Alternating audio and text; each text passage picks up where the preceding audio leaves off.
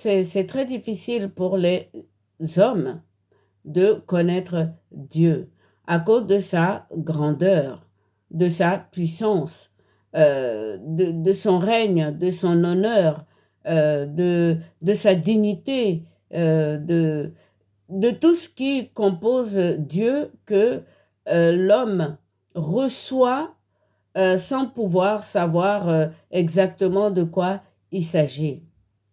Mais le Fils nous a quand même aidés. Le Fils nous a aidés, le Fils nous a dit que son Père est esprit. D'autres traductions disent souffle, et je vais en venir. Donc, l'esprit nous permet donc de comprendre pourquoi Saint Paul nous parle de l'unité dans la confiance. C'est-à-dire que nous devons avoir un seul esprit, un esprit qui croit donc dans le dessein de Dieu pour nous, qui nous met en confiance face à Dieu. Et donc, la foi, donc, c'est ça, c'est la connaissance et la confiance en Dieu. Alors, aujourd'hui, moi, je veux vous parler donc de l'esprit. Le Christ nous dit son Père est esprit. Dans d'autres traductions, on emploie donc le mot souffle à la place donc de esprit. Tout simplement parce que dans Genèse 1, dans Genèse, lors de la création donc de Adam, il est dit que Dieu souffla dans ses narines un souffle de vie et Adam devient animé, c'est-à-dire qu'il a commencé à vivre, à bouger. Donc, si dans certaines traductions, ils emploient esprit à la place de souffle, c'est bien pour ne pas confondre souffle et vent et air. Donc, c'est pas la même chose. Et aujourd'hui, moi, ce que je vais essayer de vous montrer donc dans cette vidéo de connaître ton Dieu si tu peux, c'est la différence entre ces trois éléments. C'est la différence entre les trois. Essayez de montrer ce que c'est le souffle, donc l'esprit de Dieu, ce que c'est le vent et ce que c'est l'air. Bah, allons-y. Donc, dans Job 33 au verset 4, il nous est dit ceci. Le souffle de Dieu m'a fait. Shaddai vit dans mon haleine. Donc, Shaddai vit dans mon haleine, c'est Shaddai vit dans ma parole. Mais je continue une autre traduction du même verset. Aujourd'hui, on ne travaille pas sur les traductions, nous sommes encore en carême. Alors, une autre traduction de ce même verset dit, l'Esprit de Dieu m'a créé et le souffle du Tout-Puissant m'anime. Donc, vous voyez qu'ici, on fait la différence entre l'Esprit qui crée et le souffle qui anime. Alors donc, si le Christ, dans Jean 4, verset 24, dit « Dieu est esprit » et il faut l'adorer en esprit et en vérité, qu'est-ce que nous dit Jésus-Christ? Que nous dit Jésus-Christ par cette parole? Tout le monde connaît cette parole. Mais la plupart du temps, moi personnellement, esprit, j'ai eu vraiment beaucoup de mal à savoir ce que c'est. Malgré tous les pasteurs que j'ai entendus, j'ai entendu de vrais pasteurs, mais vraiment de très bons pasteurs, sur le fait que l'homme est esprit, âme et corps. Mais à l'être humain, c'est très difficile de savoir ce que c'est que l'esprit, son esprit. Alors, dans les traductions de la Bible, quand on met esprit avec un grand E, c'est l'esprit du Père. Et si on met esprit avec un petit E, c'est notre esprit à nous. Mais cela ne nous explique toujours pas, frères et sœurs, ce que c'est que l'esprit. Par le souffle, on s'y approche un peu. On s'y approche un peu parce que on sait que Dieu a fait de sa parole son Fils. Et que, si je continue, on verra dans Genèse 1, verset 2, que l'Esprit de Dieu se mouvait sur les eaux. Donc, on peut dire à partir de là que l'Esprit de l'Éternel, donc du Père, de notre Seigneur Jésus-Christ et notre Dieu à nous, souffle aussi.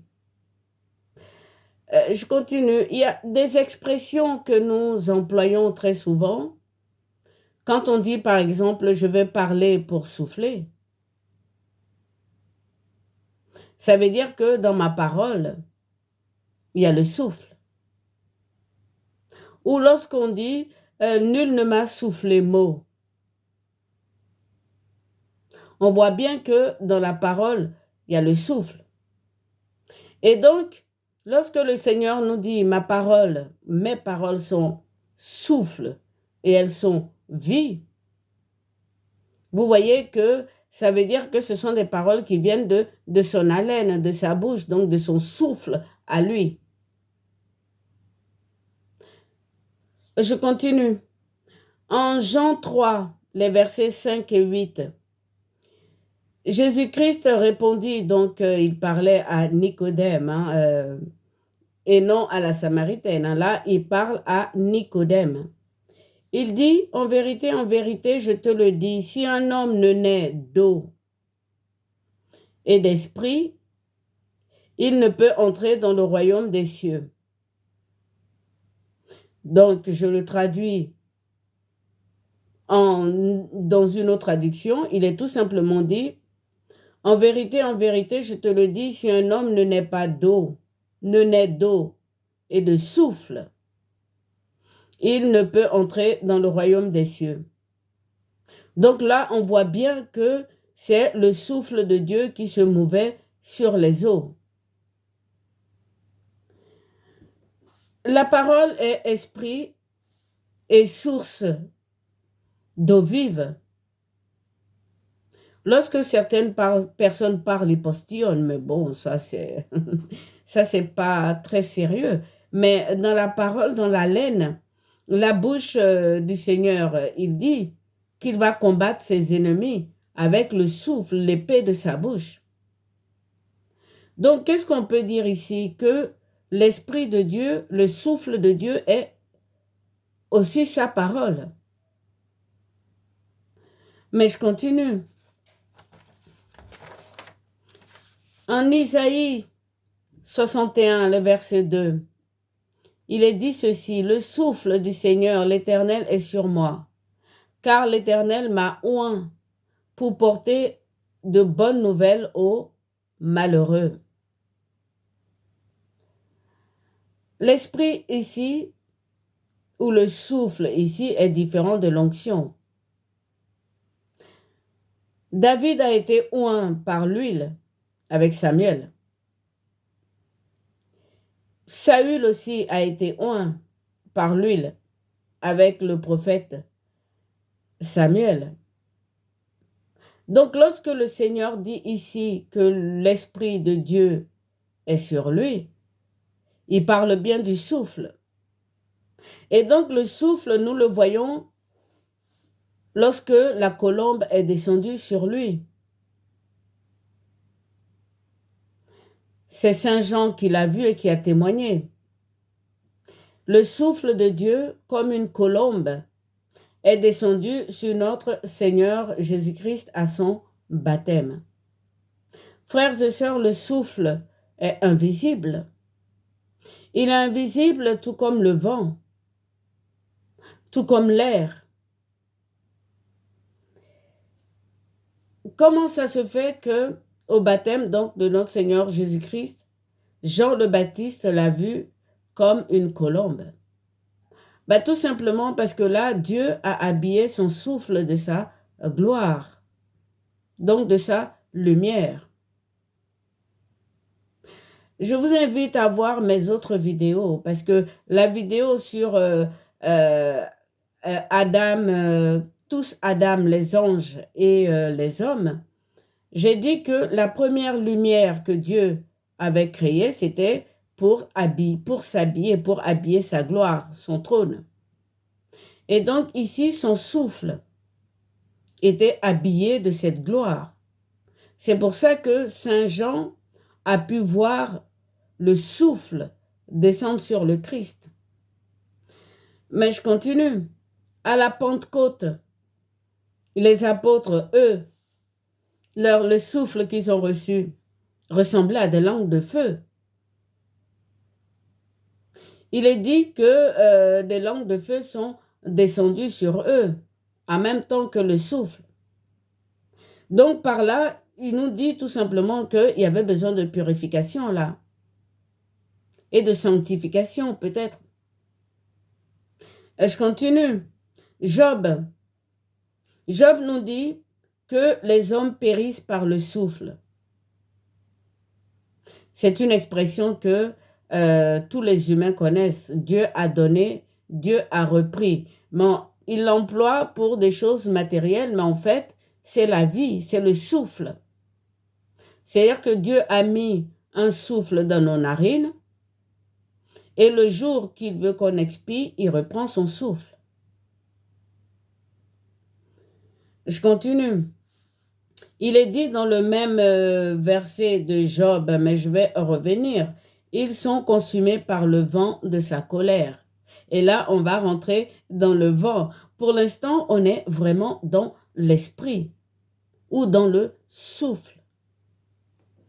Je continue. Dans Thessaloniciens, c'est intéressant.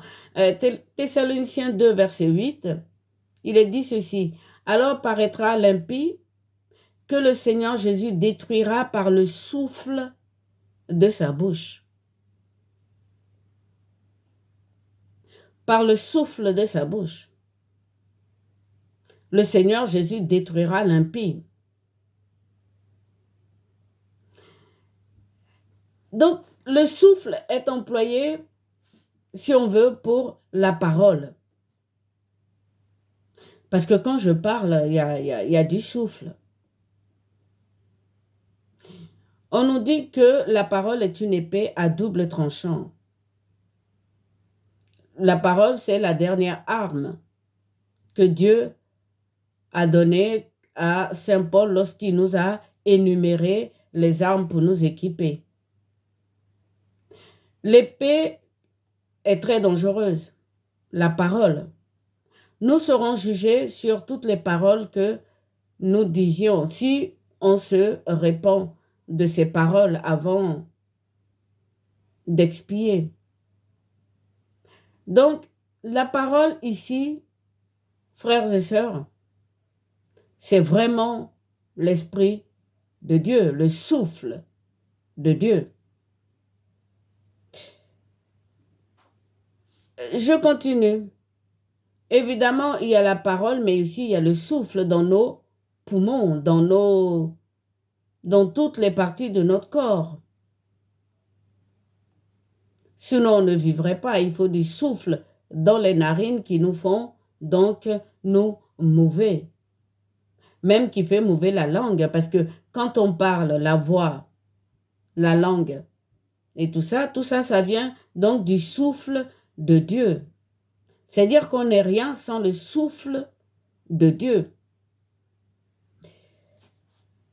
Maintenant, je vais faire un petit tour sur le vent avant de conclure, de faire une petite conclusion sur le souffle. Alors, il est dit dans Daniel 7, verset 2, « Voici, le vent vient des quatre coins du ciel. Il soulève la grande mer et il en sort 4 bêtes. » Alors, je reviendrai après sur ces 4 bêtes, mais là, ce dont moi je voulais parler, c'est les 4 vents qui viennent des 4 coins du ciel.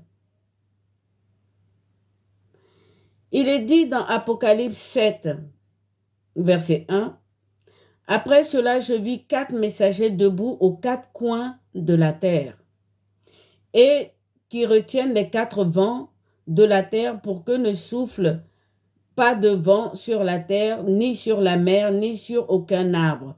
Et je vis un autre messager monter du soleil levant. Il portait le sceau du Dieu vivant, et il cria d'une voix forte aux 4 messagers à qui il fut donné de maltraiter la terre, la mer et les arbres.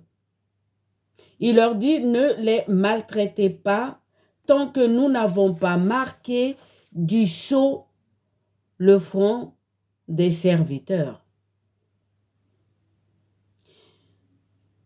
Je vais m'arrêter là pour l'instant pour le vent. C'est intéressant. Pourquoi? Parce que le vent, d'après ce qu'on a lu ici, il sert à dégager, si vous voulez, des terres. Parce que les 4 bêtes ici, ce sont des terres. Je reviendrai là-dessus. Ou à maltraiter les humains. Donc la terre, le vent et la mer. Donc toutes ces belles vagues que nous voyons, moi qui habite au bord de la mer, ça vient du vent et non du souffle. C'est différent. Mais alors avec quoi le Seigneur donc va écrire? C'est intéressant. Avec quoi le Seigneur va écrire donc son souffle sur ses serviteurs, son sceau sur les serviteurs. Il va les écrire avec le souffle. Je continue un peu. Alors, à cause donc de ce 4 vents, Ecclésiaste a dit, Evel, Avalim, Evel, tout est vain. Ça veut dire, vanité des vanités, tout est vain. Pourquoi il dit ça? Parce qu'il dit, vers le sud, vers le nord, le vent souffle. Le vent tourne et revient sur ses pas. Le Christ nous dit, le vent souffle où il veut. Tu entends sa voix, mais tu ne sais ni d'où il vient, ni où il va. Il en est ainsi de celui qui est né, donc, du souffle. Et je relis. Le Christ nous dit, le vent souffle où il veut. Tu entends sa voix, mais tu ne sais d'où il vient ni où il va. Il en est de même pour celui qui est né du souffle. Donc on voit bien là qu'il y a bien la différence entre le vent et le souffle. On doit naître du souffle et non du vent. Si Ecclésiaste dit vanité des vanités, tout est vain, tout est vent donc, vers le sud, vers le nord, le souffle tourne et revient sur ses pas. Ça veut dire qu'on doit, nous, être baptisés du souffle de Dieu et non du vent. C'est très important, frères et sœurs, ce que je suis en train de dire. Tout simplement parce que le souffle qui nous baptise est dans la parole. Est dans la parole. Voici pourquoi j'ai commencé à vous dire que la parole de Dieu est souffle. Et donc la parole de Dieu est esprit. Le Fils nous l'a dit, et le Père aussi, en envoyant la Torah, la loi et les prophètes à son peuple.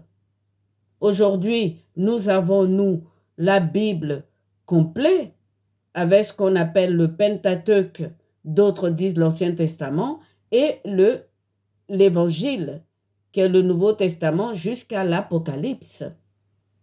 Donc nous avons le souffle de Dieu dans la parole. Et le vent a un autre rôle, mais je vais y en venir.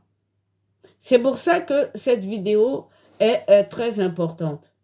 À la fin, je vous donnerai le nom d'un prêtre, un pasteur qui a bien parlé des 4 vents. Moi, ma vidéo, c'est de faire la différence entre le souffle, le vent et l'air. Et déjà, on commence à voir un peu clair là-dedans. Enfin, j'espère que j'ai réussi à mieux m'exprimer pour que vous puissiez comprendre ce que je veux dire. Donc, l'esprit, donc, qui remplace le souffle dans certaines traductions, est bien souffle. Mais il a des fonctions différentes par rapport au vent. Et le vent a des fonctions différentes par rapport à l'air. Et nous allons en venir. Donc là, pour faire juste un petit résumé, je continue. Ce que je peux dire, c'est que le souffle est véhiculé par le vent.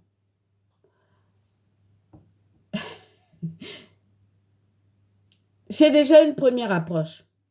Si on pense que le souffle permet de gouverner, le souffle est gouverneur ou gouvernement, et donc il est porté par le vent. C'est ce que le Christ veut dire. Il dit, le vent souffle où il veut, tu entends sa voix, tu ne sais ni où il vient, ni où il va. Il en est ainsi pour celui qui est né du souffle. Je continue. Dans Job 4, verset 9, qui nous dit donc qu'on périt lorsque Dieu nous reprend notre souffle, il nous dit carrément qu'on est consumé par le vent de sa colère. Vous voyez? Le vent de sa colère. Donc le souffle est vie. Il nous le prend, il nous le donne. Et c'est pour ça que dans certaines prières le soir, on dit au Père, entre tes mains, je remets mon souffle. Et c'est ce que le Christ a fait sur la croix. Il a dit, Père, en tes mains, je remets mon souffle. Et donc, vous voyez que le souffle est différent du vent. Je continue. Il dit dans le psaume 78, 27, écoute ma loi, mon peuple, écoute bien mes mots qui sortent de ma bouche comme une parabole. Je vous l'ai dit, la Bible est une parabole et on doit la décrypter. Je continue. L'Éternel, sa puissance et ses merveilles qu'il a faites. Il élève le témoignage de Jacob. Dans Israël, il posa sa Torah. C'est comme s'il avait posé son souffle. Donc, pour ceux qui manquent donc de souffle, je vous invite, frères et sœurs, à lire la Bible. Vous verrez que votre souffle sera renouvelé. La parole de Dieu est vraiment souffle. Je continue. Donc, la sagesse, qui est aussi parole, nous dit qu'elle a été créée la première. Elle a été créée par le souffle. La sagesse, donc, vient du souffle. La sagesse est souffle. Je continue. L'intelligence vient du souffle et non du vent. Je continue. Alors, ce que je veux dire par là, c'est que Dieu nous donne et la sagesse et l'intelligence par son souffle. Et c'est ça la Bible. La Bible est remplie de la connaissance de Dieu, donc de sa sagesse et de son intelligence. Et le Fils de même. Donc vous voyez, lorsque Saint Paul dit que notre but ultime, c'est l'unité dans la confiance et la connaissance du Fils de Dieu. La Bible, c'est la connaissance du Christ. Et lorsque je vous ai fait mon chemin de croix dans la précédente vidéo, je vous ai dit que depuis la Genèse, il s'agissait du Christ, qu'il est le temple, le prêtre et le bouc, l'agneau immolé à Azazel, donc à nos ennemis pour nous racheter. Donc l'unité de la confiance ici va venir donc de cette connaissance. Mais je continue. Le souffle donc qui donne et la sagesse et l'intelligence, mais le souffle donne aussi la longévité. Souvenez-vous, lorsque j'ai fait cette vidéo donc sur le baptême du Saint-Esprit que j'ai dit pardon, lorsque Dieu a soufflé dans les narines de Adam, il a vaincu jusqu'à presque 930 ans, presque 1000 ans, et Mathusalem plus encore. Donc le souffle donne la longévité. Après, le souffle donne encore la force. Gédéon et Samson. Et oui, le souffle de Dieu était dans les cheveux de Samson. Son souffle était répandu sur Gédéon. Et nous avons vu la force avec laquelle ils ont combattu. Le souffle, c'est la sagesse de Salomon, l'intelligence de Salomon. Le souffle, c'est la royauté donnée à David. Donc vous voyez que ça ne vient pas du vent. Tout cela, ça vient du souffle. Pour faire un petit résumé. Tout ça, ça vient du souffle de Dieu. Donc le souffle, si vous voulez, gouverne la création. Il est dit dans Job 37, des versets 1 à 12, « Sa voix est la voix du souffle. » Donc là, on parle du côté parole. Et aussi du vent. Donc vous voyez que le souffle est différent du vent. D'un souffle, Dieu peut geler, de son haleine donc, inonder les vallées. Il enfle d'eau les nuages, que disperse sa lumière. Les ciels refluent en velute à ses ordres, prêts à tout faire ce qu'il commanda dans l'univers. Il gouverne l'univers avec son souffle. Et sur la terre, pour le sceptre, donc pour le roi, le règne, et aussi pour le bien, il gouverne, donc il les gouverne. Il gouverne donc l'univers. Il gouverne tout le règne de l'univers, y compris le trône de son fils, la royauté de son fils, le sceptre, et il gouverne aussi la terre. Donc voici le rôle du souffle. Donc je reviens pour faire un bref résumé. La sagesse et l'intelligence sont du souffle. Ce sont les deux composants donc de la vérité. Il ne faut pas l'oublier. Donc qui est la lumière de Dieu.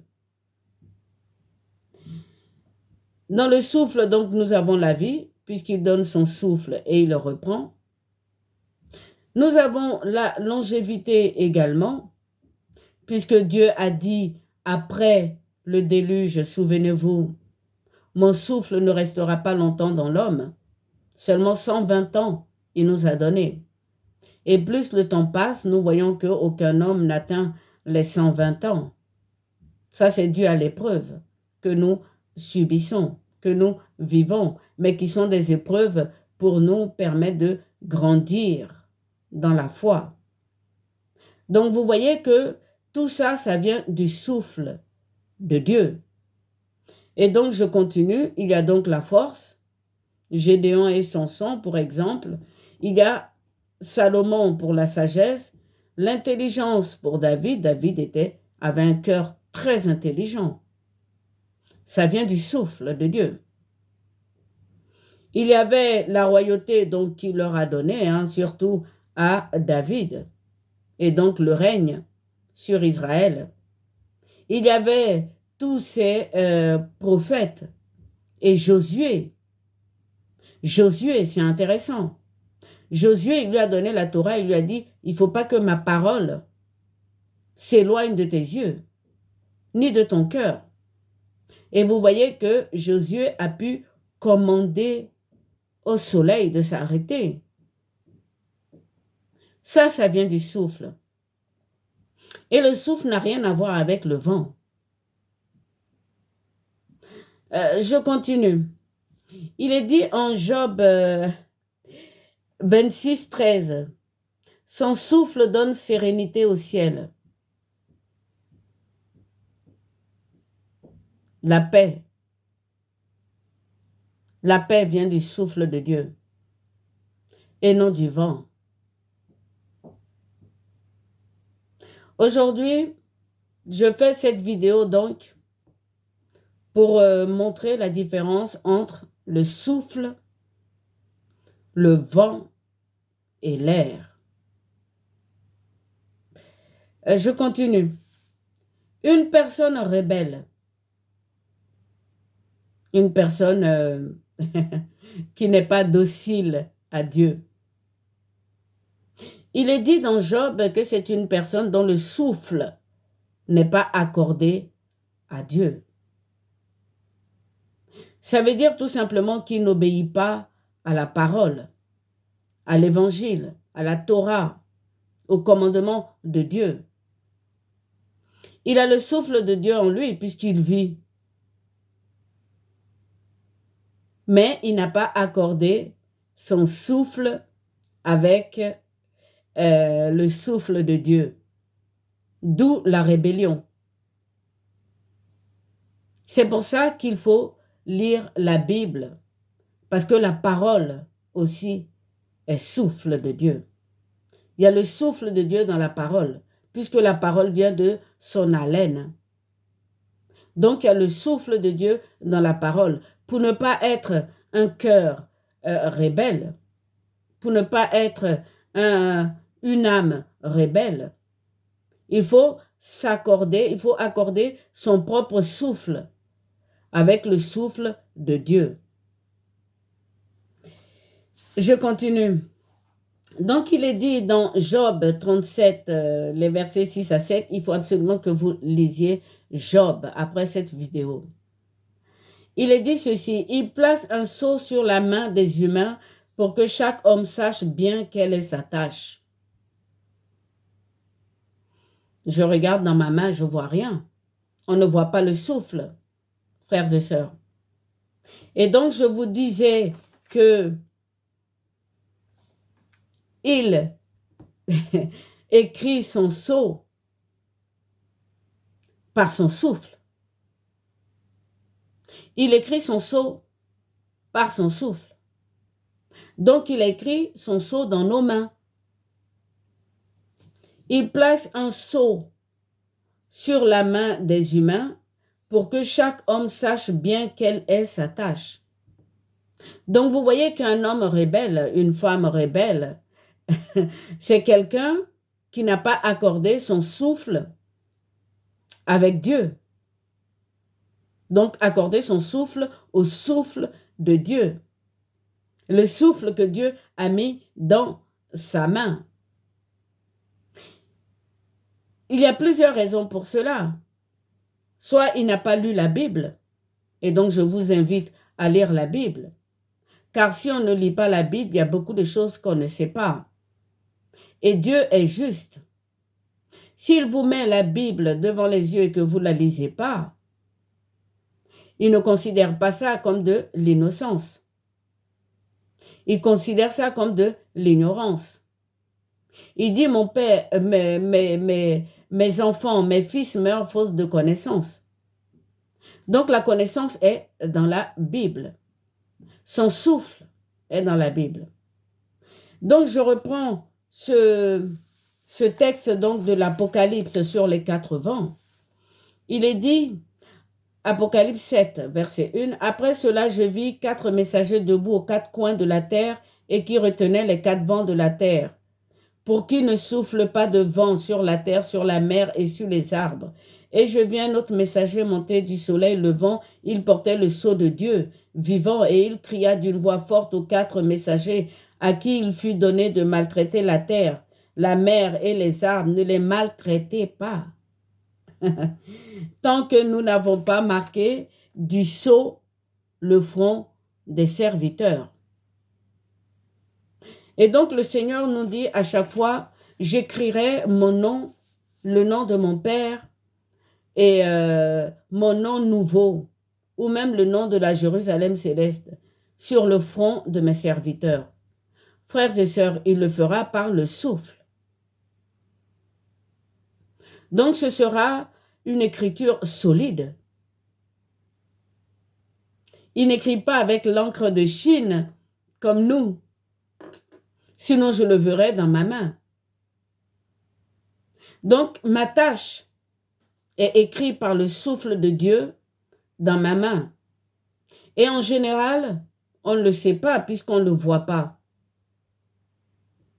Et donc, on est rebelle, on ne fait jamais ce que Dieu veut qu'on fasse. Alors, qu'est-ce qu'il fait, notre adorable Père? Je vous assure que Dieu nous aime. Cette vidéo, c'est vraiment pour vous prouver son amour. Et donc, déclencher chez vous l'unité dans la confiance. Voilà ce que il est dit en ce qui concerne le vent.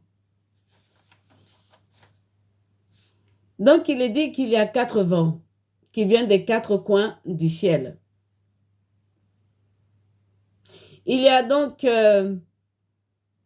des vents qui viennent des 4 coins du ciel et des vents qui viennent des 4 coins de la terre. Peut-être que l'univers est carré, frères et sœurs.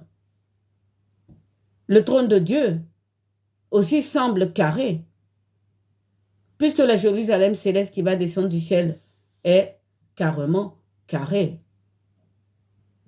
Le nombre pair des 24 anciens, peut-être que le trône de Dieu est carré. Et la vision d'Ézéchiel, le cheval de Dieu, il y a 4 roues, 4 chérubins puissants. Je vous dis cela tout simplement pour vous dire que la prochaine vidéo qui va arriver, vous n'allez plus penser aux 4 points cardinaux comme vous le pensez d'habitude, c'est-à-dire le nord, le sud, l'est et l'ouest. Donc, je vais m'arrêter là pour ne pas que cette vidéo soit trop longue. Et je continue dans une autre vidéo. Et là, on parlera du vent et de l'air.